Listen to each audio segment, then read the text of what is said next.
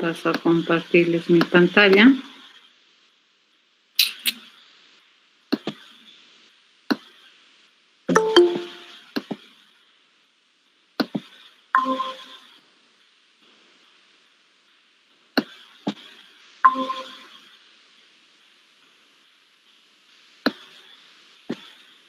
Entonces,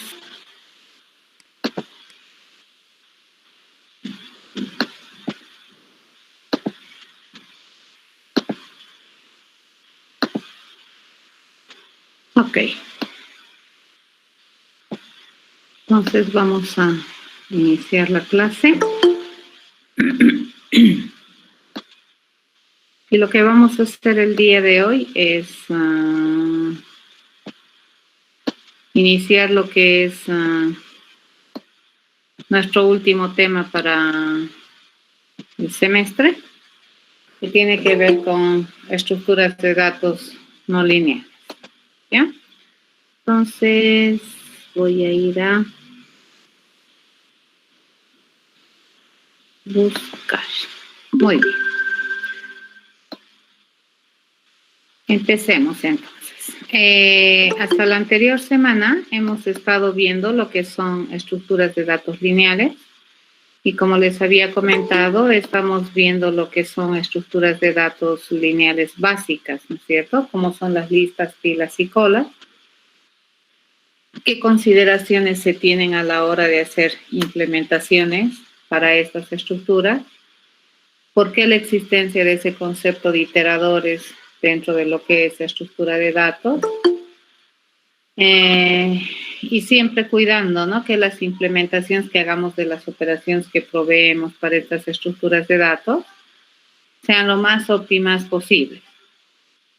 En el caso de las pilas y colas, nosotros nos hemos dado cuenta que debido a las restricciones en la administración de la colección de datos, se puede tomar algunas decisiones muy interesantes a la hora de implementar las operaciones para las estructuras.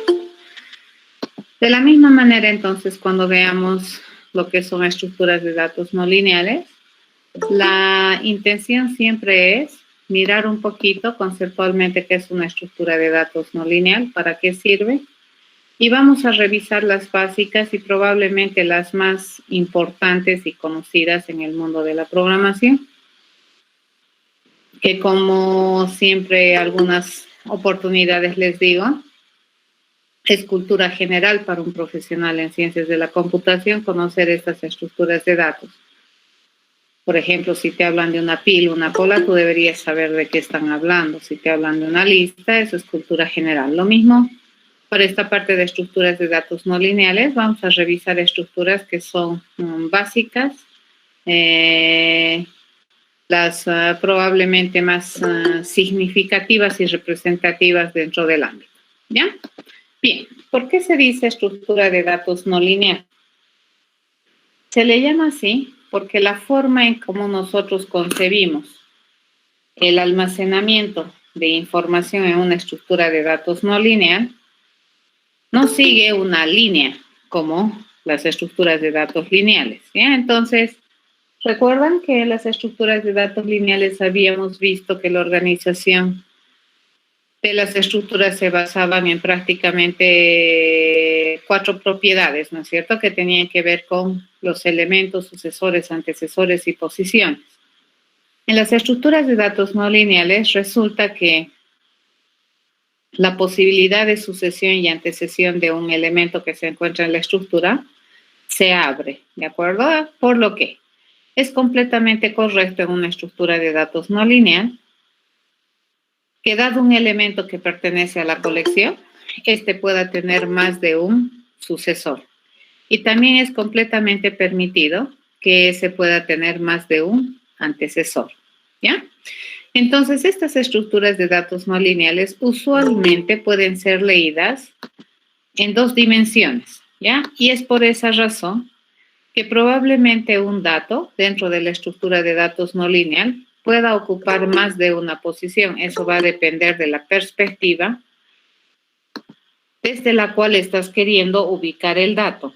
Y de la misma manera, fíjense, una posición, dependiendo de la perspectiva, puede estar haciendo referencia a más de un dato en la estructura.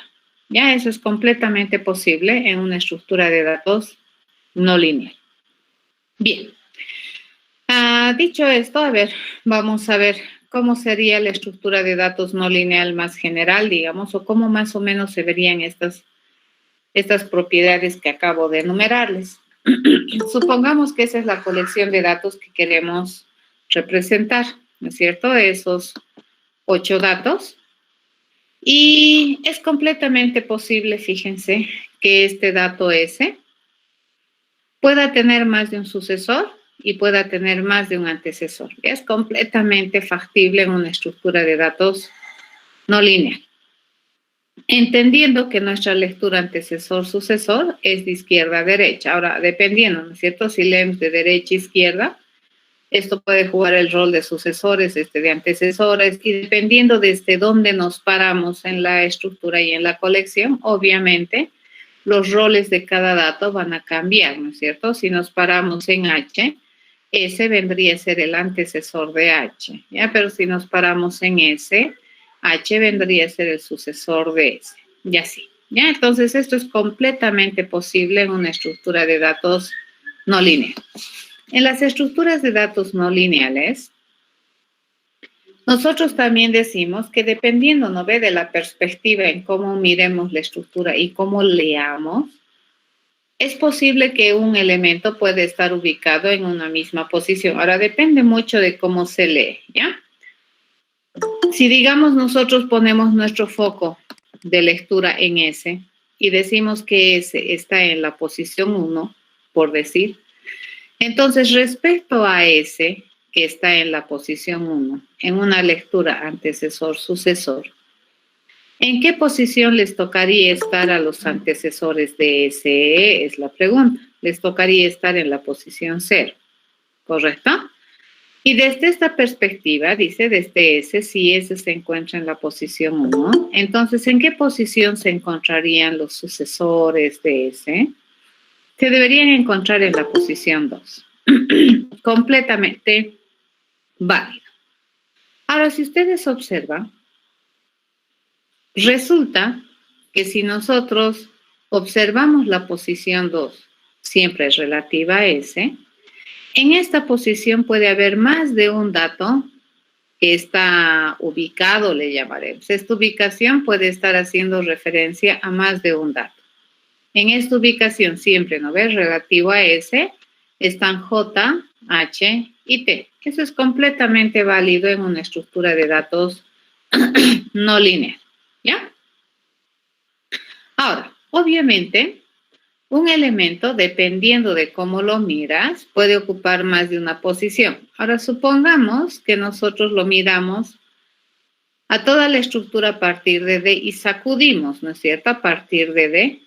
Entonces, nosotros podríamos decir, si este es mi punto, mi antecesor, y luego ese es mi sucesor, y luego resulta que estos se sacuden y van hacia adelante, toditos estos también podrían jugar el rol de sucesores, dependiendo de qué significa el enlace en la estructura.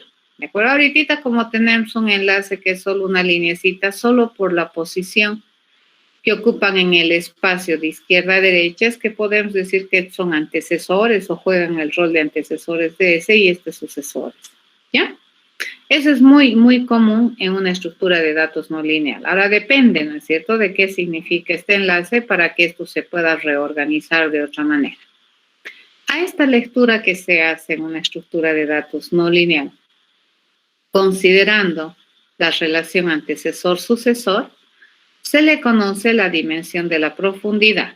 Entonces, si nosotros empezáramos a leer la estructura desde aquí, que es el 0, este estaría en la 1 y este estaría en la 2 y así sucesivamente, ¿no ve? Los sucesores de T estarían en la 3. A eso se llama profundidad, la ubicación en profundidad de los datos. ¿Sí? Eso es completamente válido. Esa es una medida. Por otro lado, fíjense en las estructuras de datos no lineales, tenemos también otra medida que es la amplitud, que es la capacidad de antecesor o sucesor que tiene un dato. En este caso, fíjense la profundidad que me dice, antecesor, dato, sucesor. A ver, me está ubicando en esta línea de tiempo a los sucesores en la posición 2. Pero fíjense este abanico de posibilidades que tiene, tanto como en la posibilidad de tener antecesores o en la posibilidad de tener sucesores, abre también otra dimensión de lectura de mis datos. Por ejemplo, si yo quisiera empezar a leer mis datos, no así, ¿no es cierto? No antecesor, elemento, sucesor, sino más bien leer así en orden como están apareciendo en el abanico.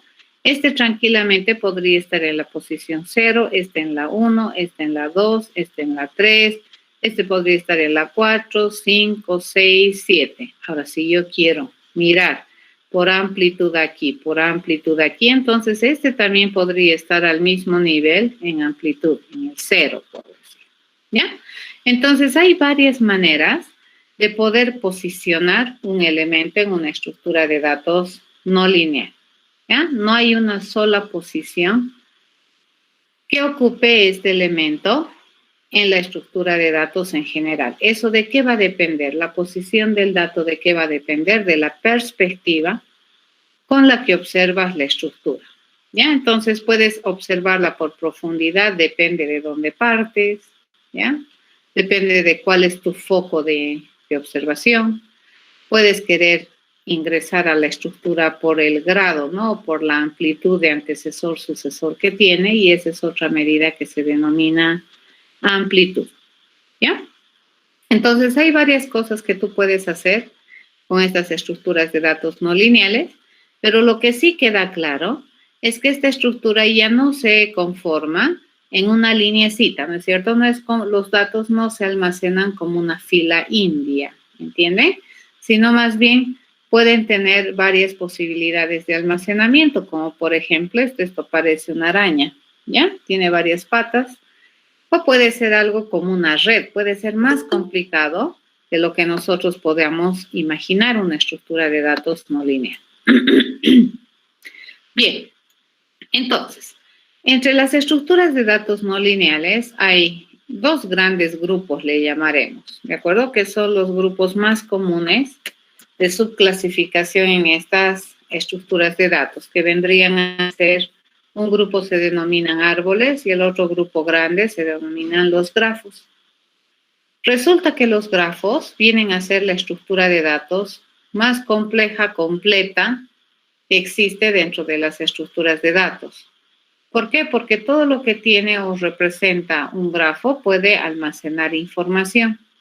Ahorita les voy a explicar, ¿ya? Los árboles son una peculiaridad dentro de las estructuras de datos no lineales que restringen, ¿de acuerdo?, sus antecesores. Y eso hace que más o menos la forma de crecimiento, la forma de ubicar los elementos en la estructura, metafóricamente puedan asumir alguna forma que en la naturaleza tiene un arbolito, ¿ya?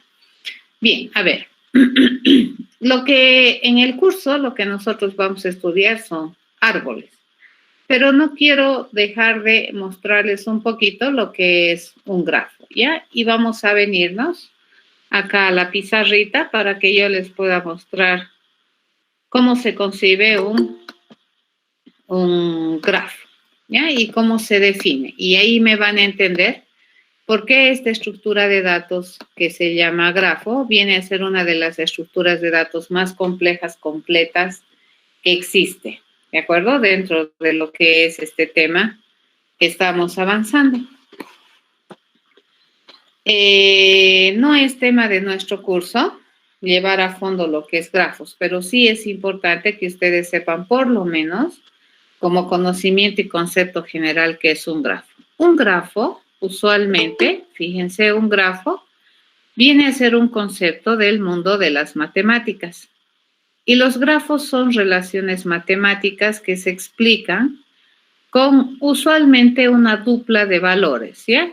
que están definidos por un conjunto de vértices y un conjunto de aristas que conforman esta estructura o este esquema, ¿ya? Entonces, como toda estructura de datos en programación, fíjense, aparte de estas cosas, nosotros, ¿qué le pegamos? Le pegamos un conjunto de operaciones, ¿no es cierto?, que me permitan trabajar con las colecciones que están siendo almacenadas en esta estructura.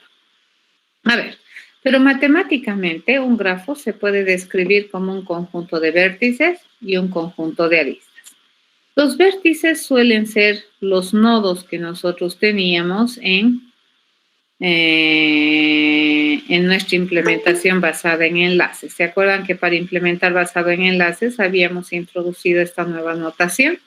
Donde tenemos nodos y tenemos enlaces, ¿correcto? Entonces, los vértices suelen ser estos noditos. Por ejemplo, yo puedo tener los datos aquí, este que sea A, B, este que sea C, este que sea D y este que sea E, ¿correcto? Podemos tener este conjunto de vértices. Entonces, yo puedo explicar a un grafo así, fíjense, mi conjunto de vértices dice que son el vértice A, B, C, D y E. Ese es mi conjunto de vértices. Y yo tengo un conjunto de aristas. Fíjense, estos son las aristas de mi grafo, ¿ya? Y esta estructura es muy interesante, el grafo.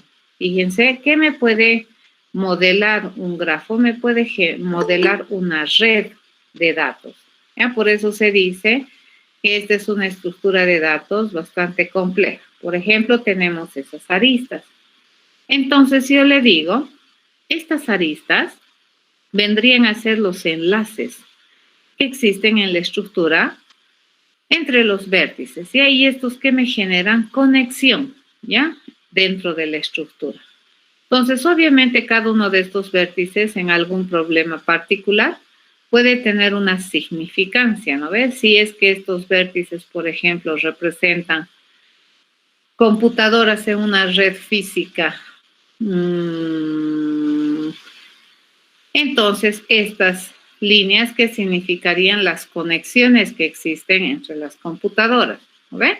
Entonces las aristas aquí, aparte de ser los enlaces, que me representan conexiones y pueden además la conexión por sí misma, fíjense, puede tener una semántica. Ahora, si ustedes observan, yo digo, si es que estos vértices fueran lugares, ya en alguna parte del territorio, y estos enlaces, aparte de, obviamente, conectar el vértice con el vértice, pueden representar caminos, ¿de acuerdo? Si es que existe camino entre A y B. Entonces, fíjense, aparte de este ser un enlace, este ya tiene una semántica asociada. ¿Qué me significa? Un camino, por ejemplo, ¿de acuerdo? Una ruta que me permita llegar de A a B. Recuerden que en las listas, en las pilas y en las colas, los enlaces, ¿cuál era su única misión del enlace? Era enlazar la estructura, ¿de acuerdo? Y enlazar los elementos en una facción lineal. Antes, después, primero, después, primero, último. Así, ¿no es cierto? Esa era la idea de mi enlace. En las estructuras de datos grafos, fíjense estos enlaces que se denominan aristas, ya tienen por sí su existencia, ya es información. Entonces acá fíjense, estas aristas se las puede modelar así. Yo tengo la arista AB, yo tengo la arista AD, yo tengo la arista AE, ¿correcto? Puedo tener la arista BC, tengo la arista BE, tengo la arista CB, tengo la arista CE, me faltan sus tuples, ¿no?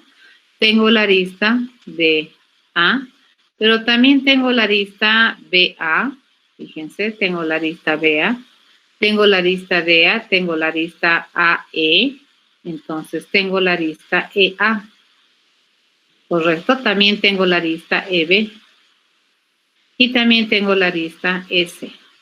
¿Ya? Entonces, ¿cuántas aristas tengo? 1, 2, 3, 4, 5, 6.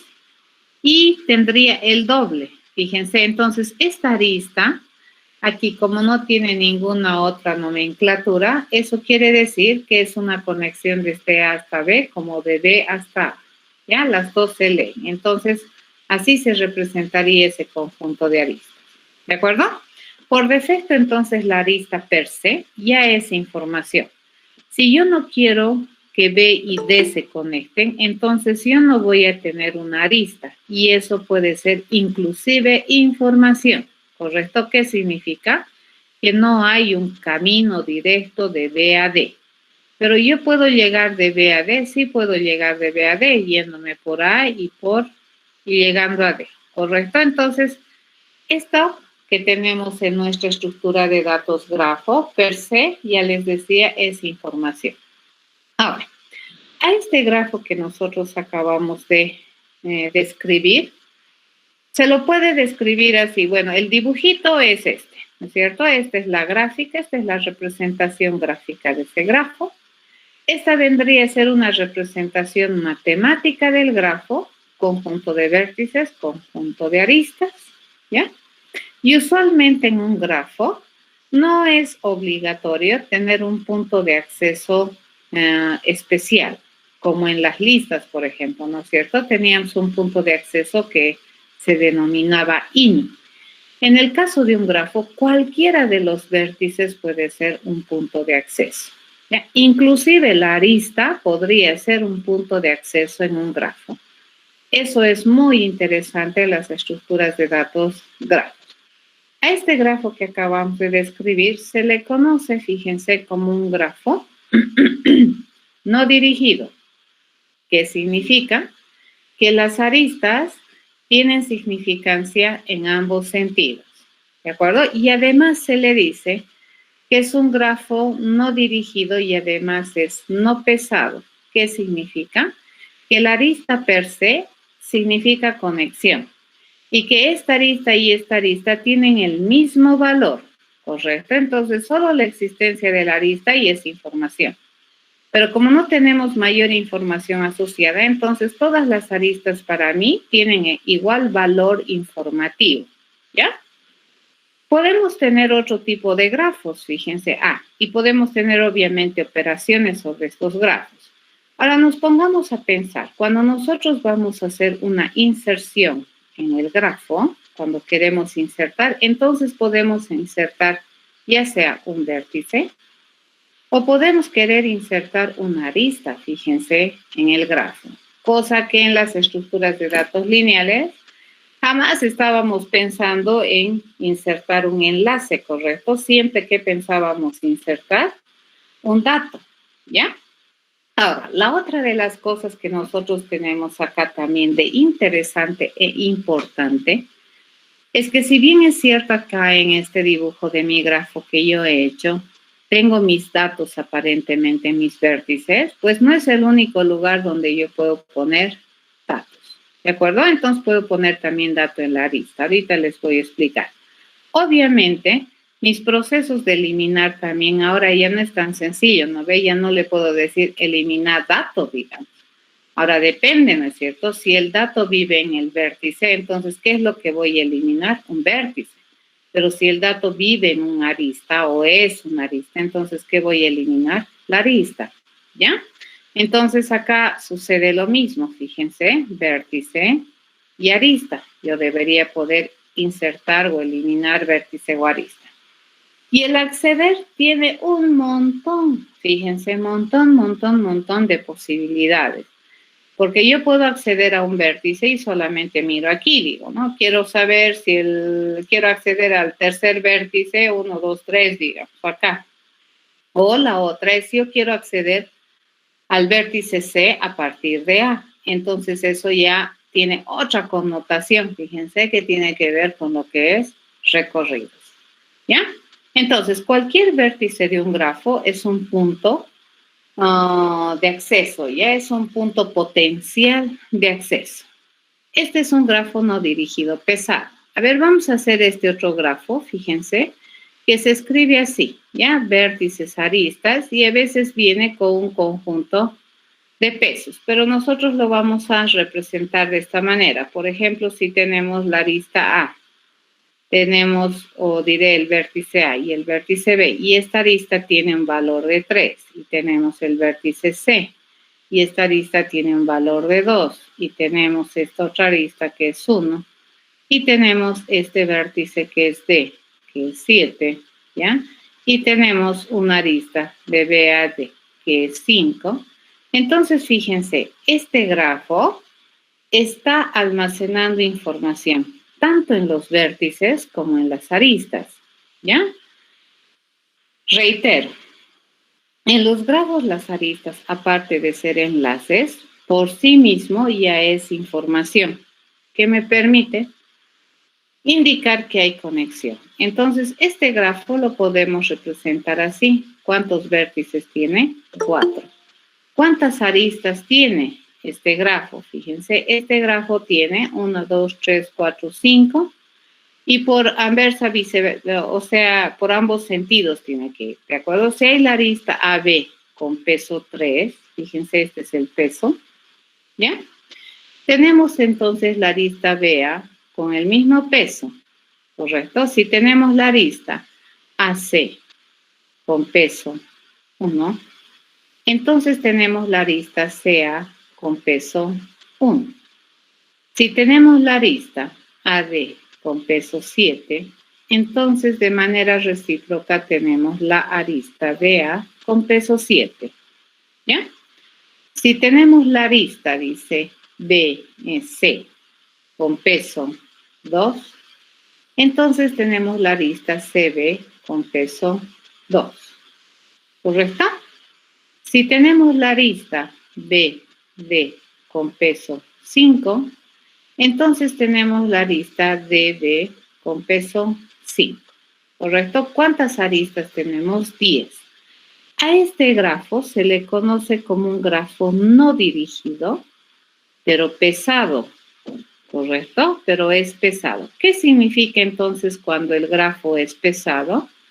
Cuando las aristas tienen mayor información, tienen más información de valor, le llamaré, ¿de acuerdo? Entonces, a esa información de valor se le conoce con el nombre de peso. Y puede ser tan complicado como tú quieras. Entonces, ahora sí, en este grafo, esta arista, si bien representa una conexión entre A y C, en valor de información, aparte de la conexión, es diferente al valor de esta arista, ¿correcto? Que aparte de representar la conexión BC, tiene un valor asociado a esta conexión. Nuevamente, si nosotros esto lo ponemos en algún contexto, ¿ya? Ciudades o lugares de alguna región, y esto puede ser una ruta, ¿no es cierto?, para llegar de este lugar a este lugar, y este puede ser el costo de llegar de aquí a acá, ¿de acuerdo? O el tiempo o la distancia, qué sé yo, para llegar desde acá hasta acá. ¿Estamos de acuerdo? Entonces, estas aristas, fíjense que son los enlaces que nosotros conocíamos en las anteriores estructuras, ya representan información bastante valiosa, ¿ya? Eso. Entonces, los grafitos son estructuras de datos bastante complicadas. Cuando nosotros obviamente eliminamos una arista, tenemos que asegurarnos que la información asociada también se elimina. Si nosotros eliminamos un vértice, no podemos tener aristas colgando, ¿no es cierto? Entonces tendríamos que eliminar todo lo que estaría conectado al vértice para mantener la consistencia de un grafo. ¿Qué otros grafos podemos tener? Por ejemplo, podemos tener grafos así, ¿ya? Donde nosotros tenemos, por ejemplo, el vértice A, el vértice B, el vértice C, el vértice D, ¿ya? El vértice E, ¿sí? Y aquí tenemos esa arista. En este caso, fíjense, mi lista de vértices sería A, B, C, D y E. Esos son mis vértices. Y mi lista de aristas sería, yo tengo la arista AB pero ya no tengo la arista BA, ¿correcto? Yo tengo la arista AE, pero ya no tengo la EA. Yo tengo la arista, dice, BC, pero ya no tengo la CB, a menos que realmente la tenga. Ahora, fíjense, nosotros podríamos jalar algo así, y eso es completamente válido, ¿ya? Yo tengo la arista, entonces, aquí, CE, pero también tengo la arista EC, porque existe, ¿correcto? Existe esa arista. Y tenemos la arista DA. En este caso, a ver cuántas aristas tenemos. 1, 2, 3, 4, 5, 6. Mi arreglo, mi lista de aristas es exactamente 6, ¿ya? Y estos vértices, fíjense, siempre son pares ordenados. Este juega el rol de origen y este juega el rol de destino. En cambio, cuando tenemos un grafo no dirigido, si tengo AB, tengo BA. ¿Ya? Eso se da en un grafo no dirigido. En este caso, este es un grafo dirigido. Y aquí las cosas ya se pueden poner muy interesantes. Fíjense, yo puedo decir que la estructura está conexa o se puede llegar de cualquier dato a cualquier dato, es la pregunta. Y la respuesta aquí sería no. Yo no puedo llegar a cualquier dato desde cualquier dato, ¿correcto?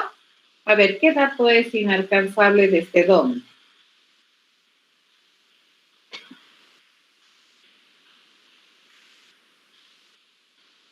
¿Quién sería inalcanzable, digamos?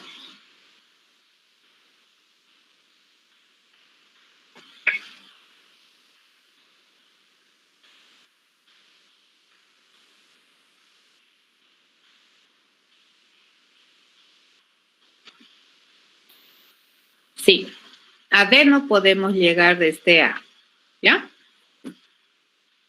Y resulta que desde B tampoco puedo llegar a A, ¿correcto? Entonces, a eso se llama conectividad. Fíjense, un grafo, este grafo no es conexo, no tiene conectividad, ¿de acuerdo? Entonces, pero si partimos de D, parece que yo puedo llegar a todos los datos si partimos de D, pero eso es casual, ¿correcto? Pero si yo decido partir desde E, al único lado de donde puedo llegar desde E es a C, ¿ya? A eso se llamaba, por ejemplo, posiciones. A ver, vamos a agarrar y le vamos a pintar de colorcitos cómo se visita. Entonces, las posiciones que ocupa un dato en una estructura de datos lineal depende de la perspectiva, ¿ya? De acceso. En este caso, si nosotros decidimos acceder a la estructura desde este vértice, ¿ya? Y respetar los enlaces y la dirección de los enlaces, entonces a este, ¿qué posición le correspondería? La 0, ¿no ve? Y a su sucesor, ¿qué posición le correspondería? La 1, ¿no ve? Si nosotros seguimos avanzando, entonces avanzamos por B. A este, ¿qué le correspondería? La 2, ¿cierto? Si seguimos avanzando por B, a este, ¿qué le correspondería? La posición 3.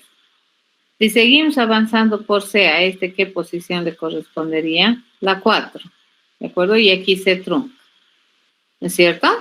Si de E avanzamos a C, entonces, como ya lo hemos visto, esto es backtracking, fíjense, ya no le vuelvo a poner, porque si le tuviera que poner, este estaría en la posición 5, pero como ya lo vi, no lo vuelvo a poner. Retrocedemos y le digo desde A parte de B a dónde puedo llegar a E, pero como E ya lo hemos visto por backtracking, podríamos decir que este ya está visitado. Entonces, estas serían las posiciones, fíjense, por profundidad, yendo en una lectura antecesor, sucesor, ¿de acuerdo? Partiendo desde este punto de acceso B. Pero ahora nos fijaremos, ¿qué pasa si nosotros decidimos acceder a la estructura desde B? ¿Ya? Si nosotros decidimos acceder a la estructura desde B con una lectura antecesor-sucesor, B en qué posición estaría? En la 0. C en qué posición estaría? En la 1. Y E en qué posición estaría? En la 2. Y listo, ahí muere. Fíjense, este grafo no es conexo desde B, pero este grafo es conexo desde D, ¿ya? Es muy interesante esta estructura de datos, por eso se dice que es compleja, ¿no? En las estructuras de datos lineales nosotros ni siquiera nos hemos preocupado si está conectado o no está conectado. Por defecto está conectado, ¿correcto? Las diferencias entre las diferentes implementaciones que era la forma de movernos en la estructura, ¿no es cierto? O si nos movíamos hacia adelante, hacia atrás, era la facilidad de movimiento, pero nunca habíamos cuestionado que no estaba conectado, ¿ya? En este caso, fíjense, cuando nosotros queremos hacer un recorrido, le llamaremos, de los elementos que tiene el grafo, no necesariamente vamos a poder llegar a todos los elementos del grafo desde un punto de inicio, ¿ya? Porque el punto de inicio en el grafo puede variar, ¿correcto? En cambio, en las estructuras de datos lineales, algo que nosotros habíamos dicho es que todos los datos de la estructura son accesibles de manera secuencial a partir de un punto de acceso, ¿no es cierto? Y a partir de ahí era conectado, todos los datos estaban conectados. Veamos este otro grafo, en el cual nosotros a partir o aparte de los vértices, las aristas, tenemos nuestro conjunto de pesos y podemos tener, ¿no ve? Vértice A, vértice B, y este vale 3, por ejemplo, vértice C, este vale 2, ya podemos tener el D, y este vale 5, podemos tener, fíjense, este anillito, y este vale 7, ya podemos venirnos acá, y este vale 1, y podemos venirnos hasta acá, ya, y este que valga 4. Este grafo se puede describir así, que tenemos A, B, C, D, ¿no? Y el conjunto de aristas es, yo tengo la arista AB con un peso 3, yo tengo la arista AC con un peso de 4, tenemos la arista de B a ningún lado, de C a dónde, de C a B con peso 2, puedo tener la arista CD con peso 5 y en ningún lado más. A partir de la D, ¿a dónde puedo llegar de la D a la B? Con un peso de 1 y puedo llegar de D a D, fíjense, con un peso de 7. ¿Ya?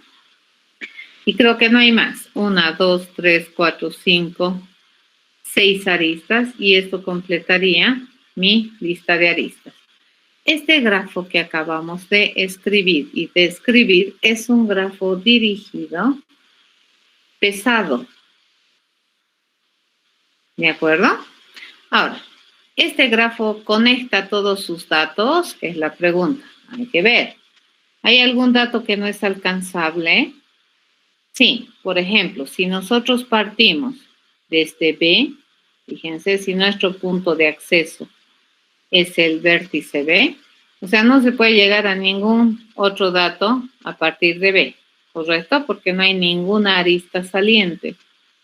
Pero si supongamos partiéramos de A, si cambiamos nuestro punto de acceso y yo le digo, este va a ser el punto de acceso, sí puedo conectar todos los datos, ¿correcto?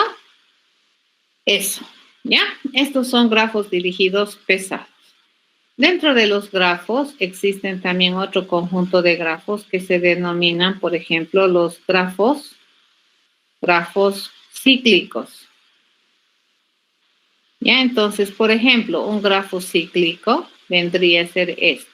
Si nosotros tenemos un grafo no dirigido, entonces este ahí es un ciclo, porque fíjense, aquí se forma un ciclo. ¿Ya? Pero si fuera un grafo dirigido, y tenemos algo así, fíjense, ese también ya me forma un ciclo, ¿correcto? Y si tenemos ese ya tengo, a ver cuántos ciclos tengo. Fíjense, podríamos pintar acá. Este es un ciclo, ¿correcto? Este es un ciclo. Este vendría a ser otro ciclo, ¿de acuerdo? Y este vendría a ser otro ciclo. ¿Ya? A estos se llaman grafos cíclicos. Cuando tienes grafos no dirigidos, la presencia de los ciclos es muy común. Pero hay otro tipo de grafos que es bien particular, que son los famosos, así se llaman, DAX, ¿ya? Que son grafos dirigidos acíclicos. Entonces, por ejemplo, este es un grafo acíclico, ¿ya? Nosotros podemos tener este grafo y podemos hacer lo siguiente, ¿sí? Este grafo, por ejemplo, no tiene ciclos, ¿correcto? Y estos grafos también son bien interesantes para ser estudiados dentro de lo que es teoría de grafos. Para las gentes que están en la carrera de ingeniería informática, van a tener todo un semestre para poder estudiar lo que es grafos, ¿ya? Y van a ver usualmente esta estructura de datos desde el punto de vista matemático. Resulta que los grafos, fíjense, es un concepto matemático que nosotros lo que hacemos es utilizarlo para representar información y en realidad en la matemática el grafo sirve para representar información, ya redes semánticas, muchas cosas se puede hacer con grafos. Y lo que hacemos en computación es prácticamente darle una estructura, conceptualizarlo y tratar de describir este grafo en un conjunto de elementos que se pueden escribir en un lenguaje de programación, ¿ya? Entonces, los grafos, repito, vienen a ser la estructura de datos no lineal. Fíjense, los grafos son la estructura de datos no lineal más completa y obviamente por esa razón la más compleja también de trabajar, ¿ya? Ya que en el grafo, tanto el nodo como la arista o el enlace per se ya son información. ¿Correcto? Es información. Entonces, en los grafos, eso de la conectividad, digamos, de todos los elementos, accediendo secuencialmente puedo llegar a todos los elementos, eso ya no necesariamente es verdad. Eso va a depender del tipo de grafo con el cual estés trabajando, ¿ya? Y la información que tú le pones, a ver, repito, la arista per se ya es información. Si encima le pones una información adicional a la arista, a eso se le llama peso, ¿correcto? Y eso hace que tu grafo sea complejo. Muchas veces, fíjense, en el grafo el vértice suelen ser puntitos y lo que más bien tiene la información son las aristas, ¿de acuerdo? Este va a tener X, este va a tener Y, así. Y los vértices en realidad no tienen datos, ¿ya? ¿Quiénes van a hacer la información? Las aristas, eso también es completamente posible. Entonces aquí lo único que yo digo es el vértice 1, vértice 2, vértice 3, así, pero dentro del vértice per se, no existe información, digamos, que probablemente tenga algún valor conceptual para el usuario, pero sí la arista, fíjense, puede tener acá la información. A ver, ¿por qué en las grandes bibliotecas de los lenguajes de programación no existen estructuras de datos, grafos implementadas?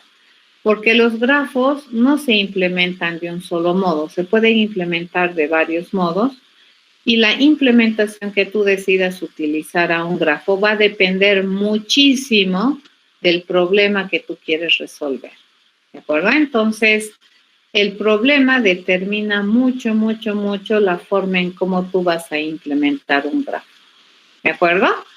Y probablemente las operaciones que vas a hacer en un grafo, aparte obviamente de insertar, eliminar, van a ser otras más complicadas, como por ejemplo, tratar de llegar de un vértice a otro, verificar si es conexo, verificar cuál es la suma de los caminos que yo tengo que hacer para llegar de un vértice a otro, qué sé yo. Hay muchos algoritmos que se pueden hacer dentro del grafo que son sumamente complejos de realizar y de probablemente ponerlo en modo genérico. Ya eso va a depender mucho del problema. Bien, esta vendría a ser un pantallazo general de lo que es una estructura de datos no lineal denominada grafo, considerando que nuestro grafo es la estructura de datos más compleja y completa que existe. Y acá en esta transparencia o en esta diapositiva, fíjense, les he mostrado ¿A qué se refiere de que un elemento en una estructura de datos lineal puede estar en más de una posición? Fíjense, eso depende de la perspectiva. En este caso, dependiendo, ¿no es cierto? Mi vértice B, fíjense, desde la perspectiva de acceso de D, está en la ubicación 4 en una lectura por profundidad, antecesor, sucesor. Pero en la misma perspectiva por profundidad también se puede encontrar en una posición 2 si es que mi punto de acceso cambia. Ahora, desde una perspectiva de amplitud, fíjense, si es que mi punto de acceso a la estructura fuera esta, ¿cómo se lee?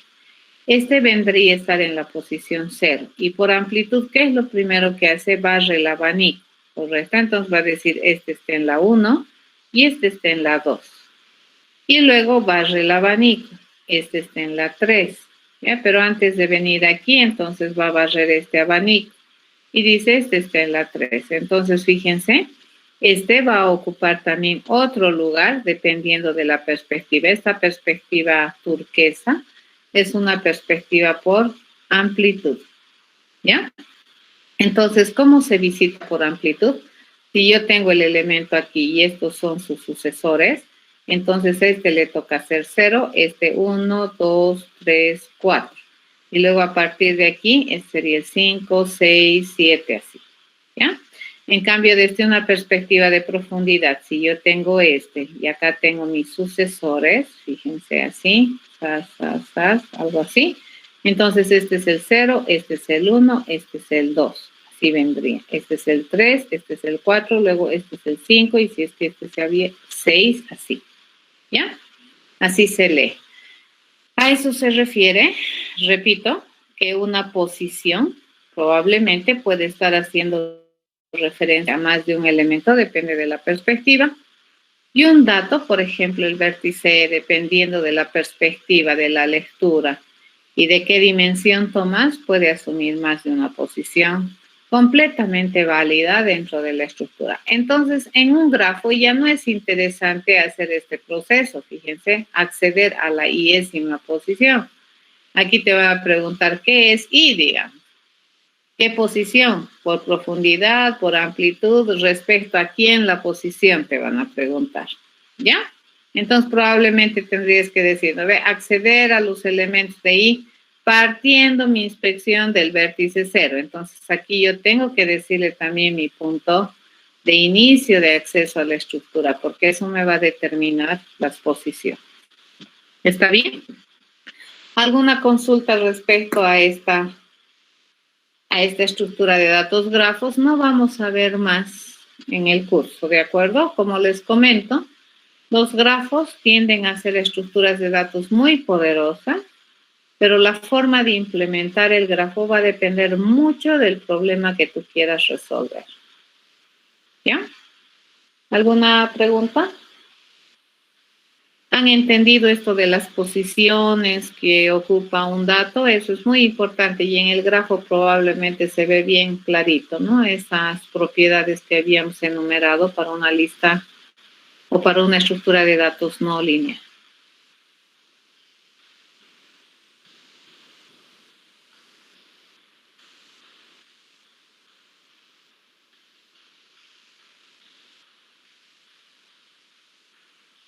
Bueno, voy a asumir que han entendido. Entonces, continuamos. A ver, continuamos viendo la estructura que en el curso se analiza. Ya las estructuras de datos no lineales que en elementos nosotros estudiamos son las estructuras de datos árboles. A ver, ¿qué es un árbol? Un árbol es una estructura de datos no lineal, ¿ya? Cumple casi todas las condiciones y propiedades de una estructura de datos no lineal, solamente restringe unita, que es la que está en el recuadro. En las estructuras de datos arbolares, si un elemento pertenece a un árbol, a lo sumo puede tener un antecesor, no puede tener más de uno. Entonces, ¿qué restringe? Su capacidad de tener antecesores, ¿ya? Luego el resto de las propiedades se mantiene, porque dependiendo de la perspectiva, un dato puede tener distintas posiciones, ¿ya? No tan variadas como en el grafo, pero puede tener distintas posiciones. A ver, ¿cuál es la diferencia entre grafo y árbol, aparte de esta condición que tenemos acá, de esta restricción que se tiene en la cuarta propiedad? Es que los árboles usualmente sí denotan un punto específico de acceso a la estructura, ¿ya? Cosa que el grafo no es obligatorio. Puedes ponerle, pero no es obligatorio. Puedes cambiar el punto de acceso a un grafo, ¿ya? Por cualquier vértice puedes empezar a acceder o por cualquier arista. En los arbolitos, eso no es tan verdad. Bien, entonces, como nosotros tenemos esas restricciones o esa pequeña restricción que se le ha dado, ¿no es cierto?, de que los elementos no pueden tener varios antecesores, entonces los árboles suelen ser estructuras jerárquicas, es decir, almacenan datos de forma jerárquica, ¿ya? Los árboles en general, salvo estudiemos uno particular, suelen ser libres de restricción, es decir, puedes hacer operaciones interesantes sobre el árbol, ¿ya? Siempre y cuando no sea un árbol peculiar. Como siempre, al ser una estructura de datos, siempre debería proveerte las posibilidades de insertar, eliminar, acceder a los elementos de un árbol y por lo que nosotros sí hemos podido percibir un poquito en todo lo que es teoría de grafos, aparentemente los recorridos pues ya no son tan, lineales, ¿no es cierto? Como en las estructuras de datos lineales, lógico, ¿ya? Entonces, los recorridos aquí pueden tener distinta connotación. Podemos hacer recorridos por profundidad, leyendo antecesor, sucesor. Podemos hacer recorridos por amplitud, tratando de leer todo el abanico de sucesores o antecesores, ¿ya? Y dependiendo de esas cosas, vamos a ir definiendo algunos recorridos estándares dentro de las estructuras no lineales. Y en el árbol vamos a apreciar un poco mejor cómo es que son esos recorridos, ¿no? Estos mismos recorridos que hacemos en el árbol también se hacen en lo que es un grafo, ¿ya? Pero hay que tener un poco más de cuidado en el grafo porque no tiene ninguna restricción. Observemos cómo es un arbolito. Un árbol, estructuralmente hablando, se muestra más o menos como lo que tiene este esquema en la diapositiva, ¿ya? En este caso, para poder entender este árbol, lo que tenemos son los nodos y los enlaces, ¿ya? En los árboles, los que tienen los datos suelen ser los nodos o los vértices que le llamaríamos, ¿no? En el caso del árbol se le suele llamar nodo. Y los enlaces juegan el rol de ser enlace nomás, juegan el rol de que del 21 se puede llegar al 20, al 2 y al 10, nada más. En un árbol, usualmente, en los enlaces no existe información adicional como en el grafo, ¿ya? Entonces, el árbol es una estructura de datos no lineal un poco menos completa y compleja que el grafo, ¿ya? Mucho menos. Porque en esta estructura los enlaces tienen la misión solamente de enlazar, nada más, no de tener información adicional. A ver, si nosotros observamos este arbolito, seguimos observando este árbol, pues vamos a tener algo así. Acá, esto quería ver si teníamos, bueno, no lo tenemos. La lectura de este árbol, fíjense, va a ser así, ¿ya? Si es que leemos en ese sentido, esta es la medida de profundidad, ¿correcto? Esta vendría a ser la forma de leer profundidad. Entonces, hacia aquí están los antecesores, ¿ya? Hacia arriba le llamaremos, y hacia aquí abajo están los sucesores. Entonces, fíjense, acá, cualquier vértice del nodo o cualquier nodo de la estructura, a lo sumo, ¿cuántos antecesores tiene? Uno, ¿cierto? Cualquier. En cualquiera que nos paremos, fíjense, si nos paramos aquí, ¿cuántos antecesores tiene? A lo sumo 1. Hay uno peculiar, fíjense, que es este, que no tiene antecesor, pero después ninguno de los nodos de esta estructura tiene más de un antecesor. ¿Qué puede tener? Es verdad, puede tener más sucesores, ¿sí? Puede tener varios sucesores, pero a lo sumo, ¿cuántos antecesores puede tener? Exactamente 1, ¿ya? Entonces, cuando estamos ante una estructura que tiene esa restricción, a eso se le denomina árbol. ¿Qué es lo que hemos hecho en mi notación de las primeras diapositivas de la clase de hoy? Hemos más o menos girado, ¿no es cierto?, nuestro punto de lectura. Antes leíamos antecesor, sucesor así. Ahora estamos leyendo antecesor, sucesor así. Ya hacia arriba los antecesores y hacia abajo los sucesores. Así vamos a leer esta estructura arbolar. Entonces, con mucha imaginación, ustedes pueden ver que esta estructura es la metáfora de un árbol en el mundo real, ¿ya? Entonces, ¿cómo crece? Si ustedes se fijan, dan la vuelta, digamos, la cosa esta tiene más o menos, sería el esqueleto, ¿no ve? De tronco de un árbol. Ya, esa es la idea, por eso se denomina árbol. Bien, vamos a ver un poquito lo que es la terminología y los conceptos básicos dentro de un árbol y vamos a parar acá después. A ver, en un árbol se conocen o se distinguen los nodos por sus propiedades. Ya tenemos ese nodo distinguido que está pintado en rojo, que se le conoce como la raíz absoluta del árbol. ¿Qué podemos observar en este nodo? Que este nodo no tiene antecesor, ¿correcto? Entonces, el nodo que no tiene antecesor se denomina la raíz absoluta del árbol, que es el punto de acceso a la estructura arbolar. Entonces, a partir de ahí se puede acceder a todos los datos de la estructura arbolar. Ya a ese nodito particular se le llama la raíz. A esos nodos que están pintados de verde, que tienen una cualidad interesante visible, que es que no tienen sucesores, a esos se les denomina nodos hoja, ¿ya? O nodos terminales de la estructura arbolar, ¿de acuerdo? Esos vienen a ser los nodos hojas, no tienen sucesores. Y los otros nodos que están pintados en lilas, y en este caso, inclusive la raíz absoluta, fíjense ese nodo que está etiquetado con 21, juega dos roles, ¿no es cierto? Juega el rol de ser la raíz absoluta del árbol, pero también juega el rol de ser un nodo nudo, que se llama. Imagínense los arbolitos en el mundo real. Cuando una rama se bifurca, tiene como un callo, ¿no es cierto? Como un nudito y se bifurca, ¿ya?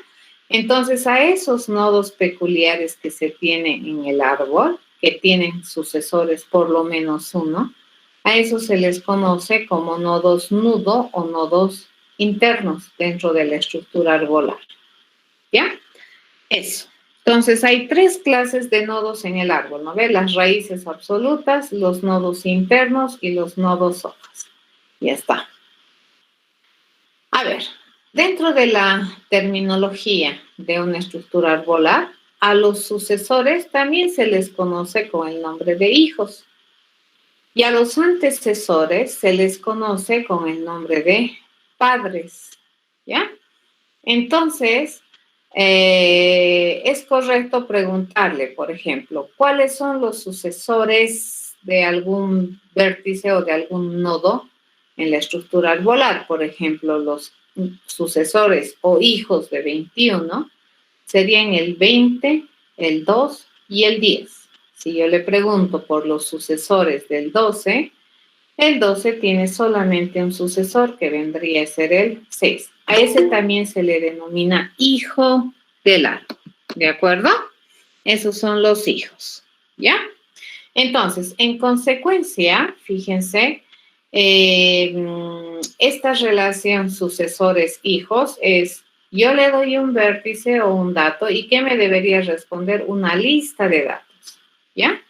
Entonces le digo, hijos de 21 serían 20, 2 y 10. Es una lista, ¿ya? Si yo le pido los hijos de 14, ¿cuáles son?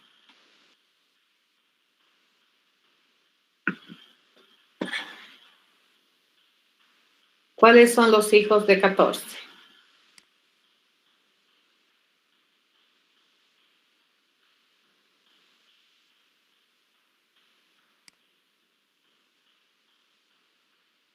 Están durmiendo, chicos. Y que creo que no está leyendo los mensajes del grupo que tiene 69 personas, porque ahí hay muchos mensajes. Sí, Ahí más o menos quedó bien. Muchas gracias. Muy bien, no tiene. Ya está bien, muchas gracias. Pero la respuesta sería la lista vacía, ¿de acuerdo? Porque la relación hijos, por ejemplo, si yo le pregunto hijos de un nodo, ¿qué me tiene que responder? Una lista. Y en el caso de que el nodo al que lo estoy cuestionando es un hoja, entonces, ¿qué me debería responder? La lista vacía. ¿Ya? Esa es. De la misma manera, fíjense, yo puedo preguntar por los antecesores o el padre de 21. Ya el padre de 21, ¿quién es? No existe, no hay, ¿ya? Pero el padre de 4, categóricamente, ¿qué es? 20. Ya, esa relación es 1. Fíjense, yo le digo nodo, ¿y qué me debería responder? Un nodo, ya sea que exista o no exista, ¿no es cierto? En este caso, ¿cuál es el padre de 14? 17, categórico. Y entonces, ¿qué me puede responder? ¿Existe o no existe? ¿Cuál es el único nodo que me dice que no tiene padre? El nodo raíz absoluto. ¿Ya? Entonces, la función antecesor le llamaremos es A1. ¿De acuerdo? En cambio, en un grafo, si yo le digo el antecesor de alguien, eso me debería responder una lista. En el árbol no. ¿Qué me responde? A lo sumo 1. ¿De acuerdo? A los antecesores, como ustedes están observando, también se les conoce con el nombre de padre. Y a los sucesores se les conoce con el nombre de hijo. A ver, Oliver, cuando nosotros trabajamos con estructuras de datos, lo que tratamos de poner como información en los nodos viene a ser el dato por el cual nosotros identificamos unívocamente a un elemento de la estructura o de la colección. En este caso, si tuviéramos 221, tendrías que enseñarle a que si es que el árbol permite tener datos repetidos, ¿de acuerdo? O datos iguales, no lo mismo, iguales, entonces se tendría que operativizar en la implementación de el padre que busque todo el árbol, ¿correcto? Que vaya a buscar todito el árbol, ¿sí? Pero en todo caso, nunca jamás debería responderte dos nodos, ¿ya? Debería o responderte la primera ocurrencia o la última ocurrencia o la ocurrencia o la primera ocurrencia que tenga padre si es que tiene, ¿ya? O en su defecto que no tenga. ¿Entiendes, verdad? Pero esos números que ponemos en los nodos suelen ser claves del dato. Y si es clave, ¿qué significa? Que es su identificador unívoco lógico del dato. ¿De acuerdo?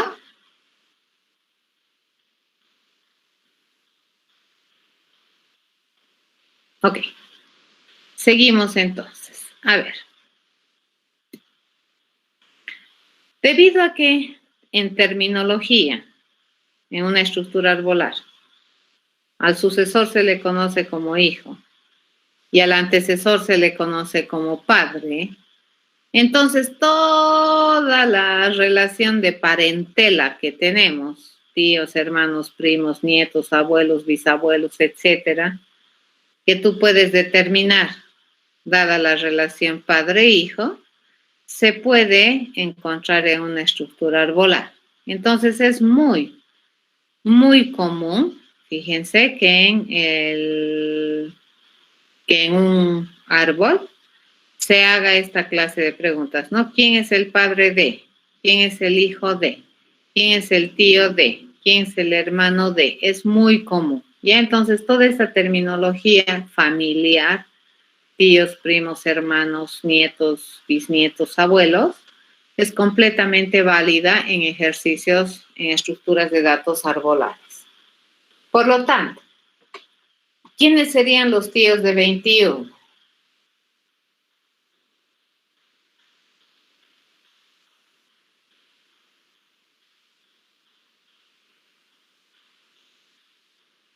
No tiene, ¿cierto? La lista vacía.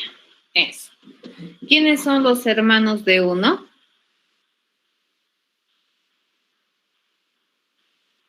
Ocho, ¿de acuerdo? Y esa es una lista, ¿sí? Me daría la lista con el dato 8. ¿Quiénes son los primos de 11?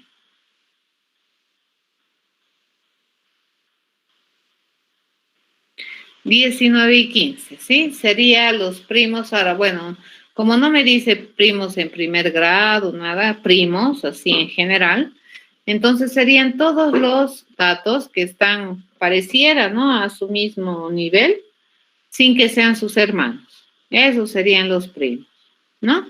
¿Quiénes son los nietos de 10?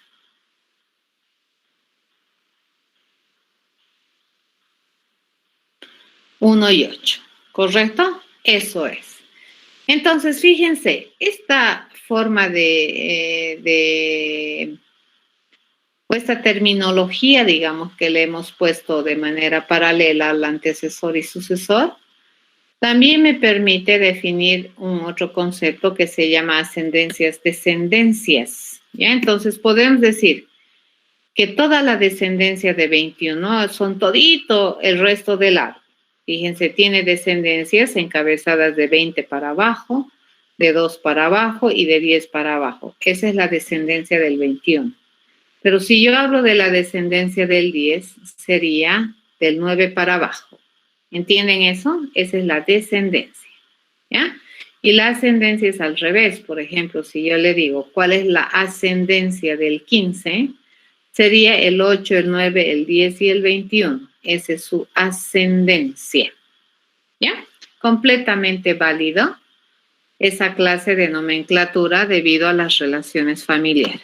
Bien, dentro de la estructura arbolar existe una medida o una posición o un índice posicional de los elementos en el árbol que son respectivos y relativos, fíjense, a la posición de la raíz, ¿ya? Entonces, ¿qué decimos? La raíz siempre va a estar a un nivel 0 dentro de la posición. Si nosotros accedemos, fíjense, a los elementos de la estructura arbolar y nuestro punto de acceso es esa raíz absoluta, entonces la raíz absoluta siempre va a estar en la posición 0 y a eso se le denomina nivel, ¿ya?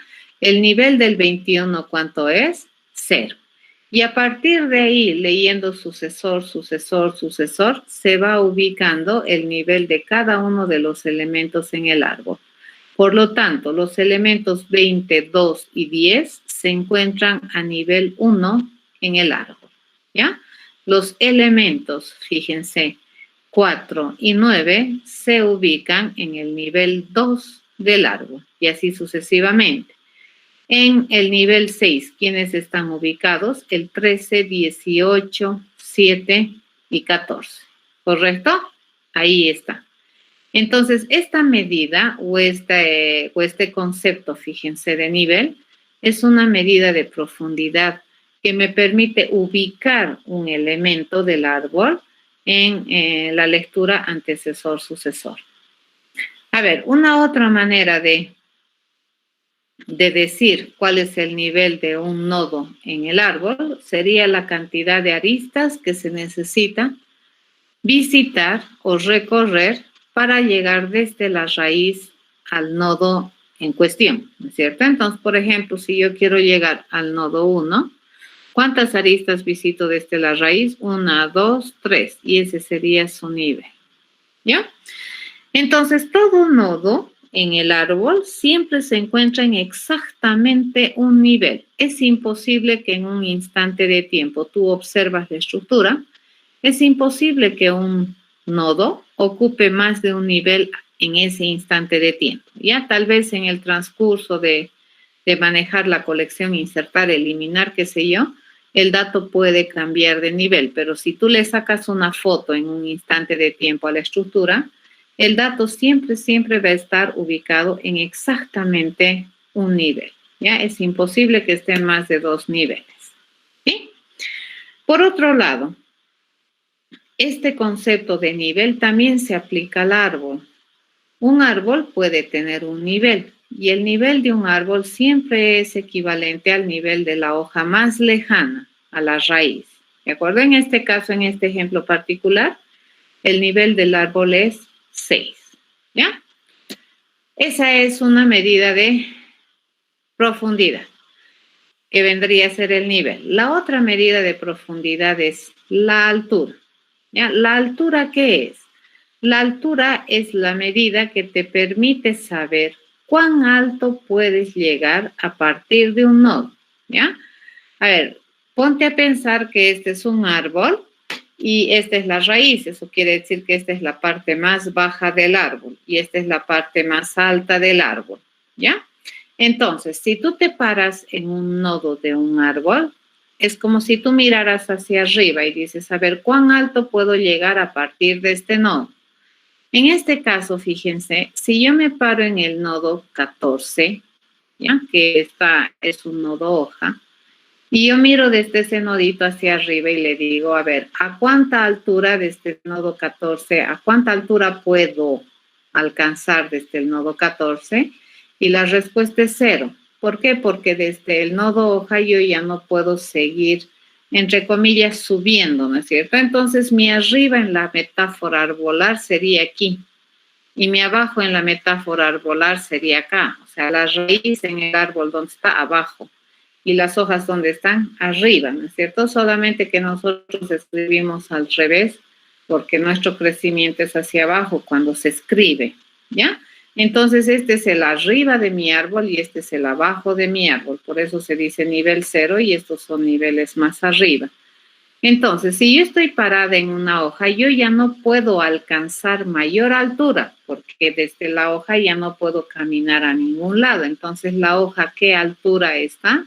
¿O qué altura se puede alcanzar a partir de la hoja? 0, ¿ya?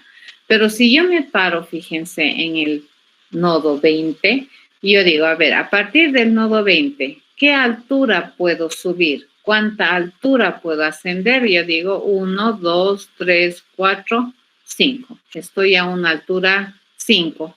O sea, puedo ganar una altura 5. ¿De acuerdo? Esa es la medida de profundidad también dentro de la estructura arbolar. Obviamente, la altura de un árbol va a ser igual a la altura de la raíz. Si yo le digo, ¿cuál es la altura que puedo ganar a partir del 21? Sería 6. ¿Ya? Eso es. ¿Entendido? Entonces, la altura del árbol es equivalente a la altura de la raíz. ¿Se entiende la definición de nivel y de altura?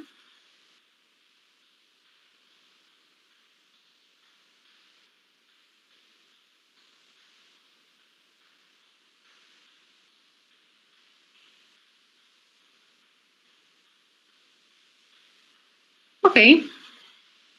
Continuamos entonces. A ver, ¿qué otro concepto tenemos? El grado. ¿Ya? ¿El grado qué es? El grado es la capacidad maximal que pueden tener, bueno, mejor. El grado de un nodo es la capacidad efectiva de sucesores que tiene. Por ejemplo, si yo le pregunto el grado de 21, sería 3. El grado de 3 es 2. Y el grado de 14...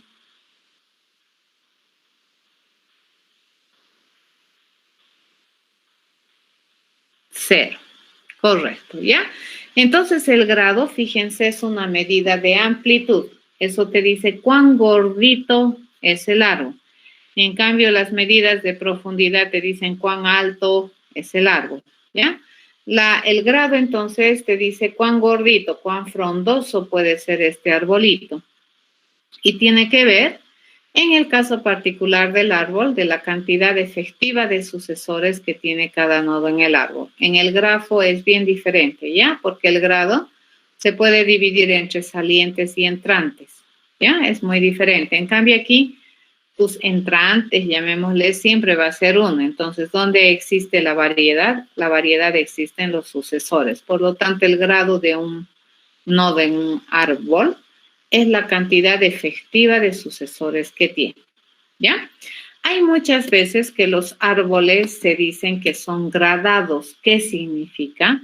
Que tienen un grado. Por ejemplo, cuando yo digo árbol ternario, ¿qué significa? Que el grado del árbol es 3.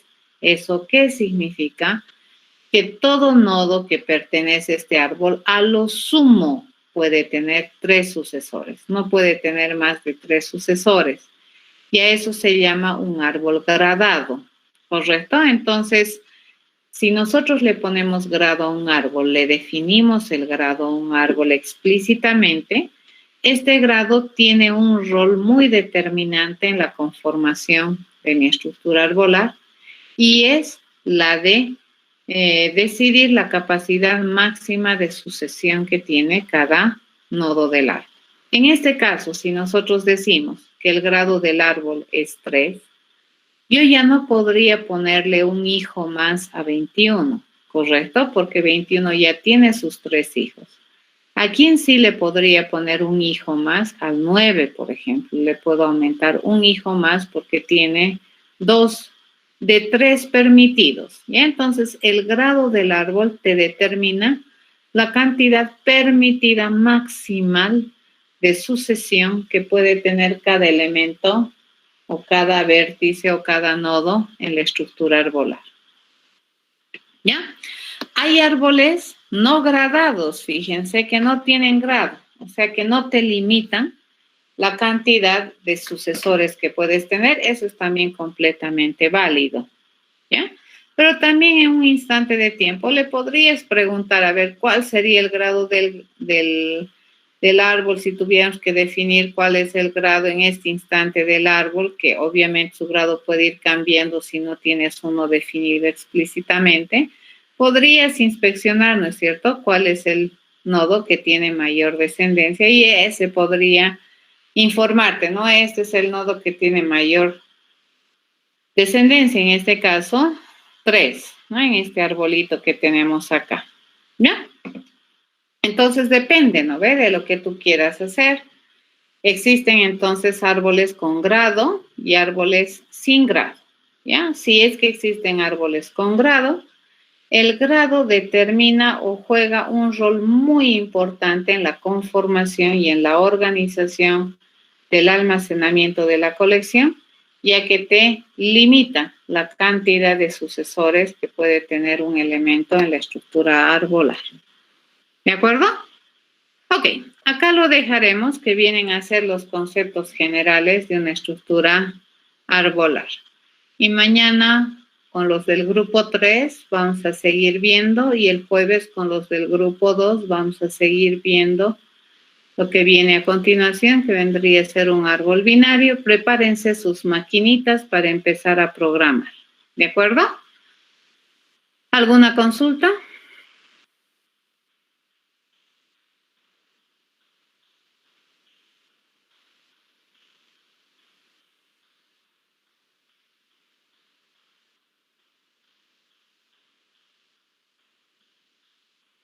Bueno, me imagino que no tienen preguntas. Bien, entonces por hoy día hemos concluido.